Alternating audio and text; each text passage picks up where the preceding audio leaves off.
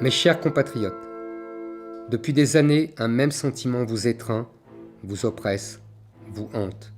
Un sentiment étrange et pénétrant de dépossession. Vous marchez dans les rues de vos villes et vous ne le reconnaissez pas. Vous regardez vos écrans et on vous parle une langue étrange et pour tout dire étrangère. Vous jetez un œil et une oreille aux affiches publicitaires, aux séries télévisées, aux matchs de football, aux films de cinéma, aux spectacles, aux chansons et aux livres scolaires de vos enfants. Vous prenez des métros et vous prenez des trains, vous vous rendez dans des gares et dans des aéroports, vous attendez votre fille ou votre fils à la sortie de l'école, vous accompagnez votre mère aux urgences de l'hôpital, vous faites la queue à la poste ou à l'agence pour l'emploi, vous patientez dans un commissariat ou dans un tribunal et vous avez l'impression de ne plus être dans le pays que vous connaissez. Vous vous souvenez du pays que vous avez connu dans votre enfance, vous vous souvenez du pays que vos parents vous ont décrit, vous vous souvenez du pays que vous retrouvez dans les films ou dans les livres, le pays de Jeanne d'Arc et de Louis XIV, le pays de Bonaparte et du général de Gaulle, le pays des chevaliers et des gentes dames, le pays de Victor Hugo et de Chateaubriand, le pays de Pascal et de Descartes, le pays des fables de La Fontaine, des personnages de Molière et des vers de Racine, le pays de Notre-Dame de Paris et des clochers dans les villages, le pays de Gavroche et de Cosette, le pays des barricades et de Versailles, le pays de Pasteur et de Lavoisier, le pays de Voltaire et de Rousseau, de Clémenceau et des Poilus de 14, de Gaulle et de Jean Moulin, le pays de Gabin et de Delon, le Brigitte Bardot et de Belmondo, de Johnny et d'Aznavour, de Brassens et de Barbara, des films de Sautet et de Verneuil. Ce pays à la fois léger et brillant, ce pays à la fois littéraire et scientifique, ce pays tellement intelligent et fantasque, le pays du Concorde et des centrales nucléaires qui a inventé le cinéma et l'automobile. Ce pays que vous cherchez partout, avec désespoir, dont vos enfants ont la nostalgie sans même l'avoir connu. Ce pays que vous chérissez et qui est en train de disparaître.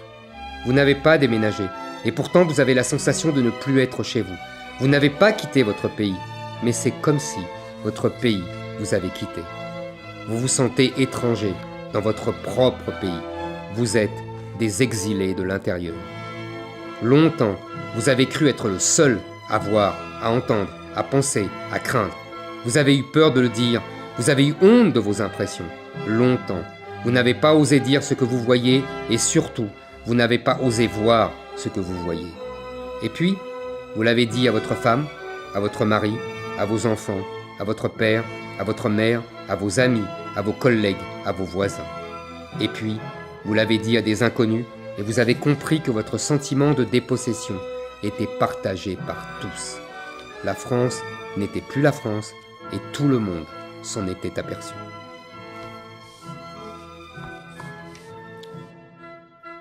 Bien sûr, on vous a méprisé. Les puissants, les élites, les bien-pensants, les journalistes, les politiciens, les universitaires, les sociologues, les syndicalistes, les autorités religieuses vous disaient que tout cela était un leurre, que tout cela était faux, que tout cela était mal. Mais vous avez compris avec le temps que c'était eux qui étaient un leurre, que c'était eux qui avaient tout faux, que c'était eux qui vous faisaient du mal.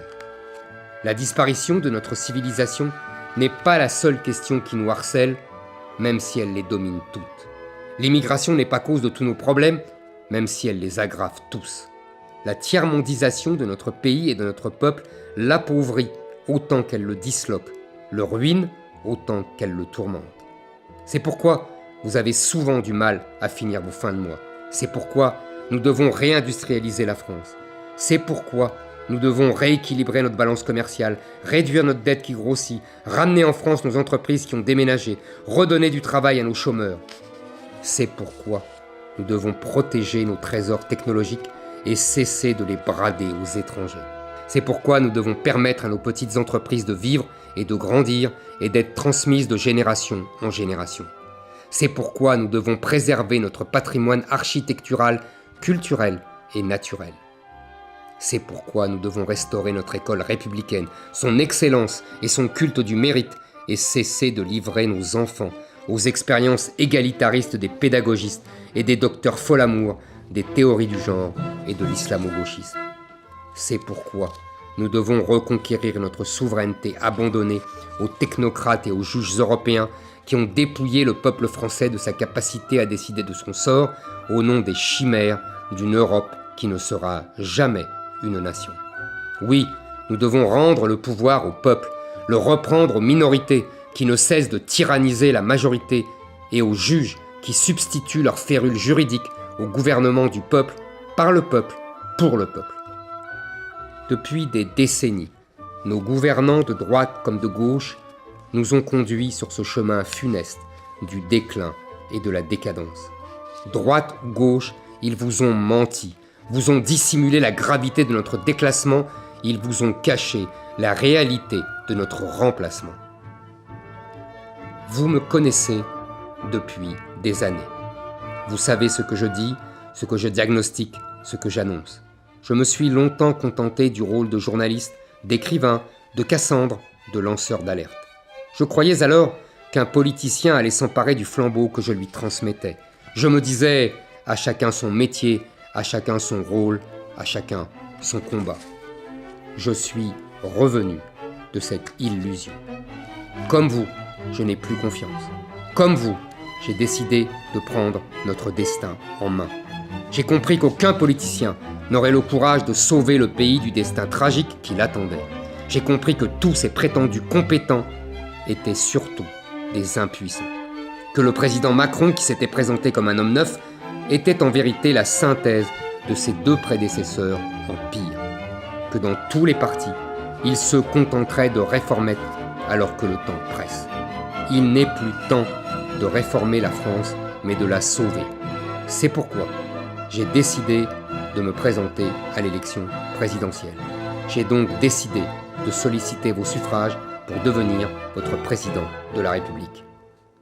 Pour que nos enfants et nos petits-enfants ne connaissent pas la barbarie, pour que nos filles ne soient pas voilées et que nos fils ne soient pas soumis, pour que nous puissions leur transmettre la France telle que nous l'avons connue et reçue de nos ancêtres, pour que nous puissions encore préserver nos modes de vie, nos traditions, notre langue, nos conversations, nos controverses sur l'histoire ou la mode, notre goût pour la littérature et la gastronomie, pour que les Français restent des Français fiers de leur passé et confiants dans leur avenir, pour que les Français se sentent de nouveau chez eux et pour que les derniers arrivés s'assimilent à leur culture, s'approprient leur histoire, pour que nous refassions des Français en France et pas des étrangers sur une terre inconnue.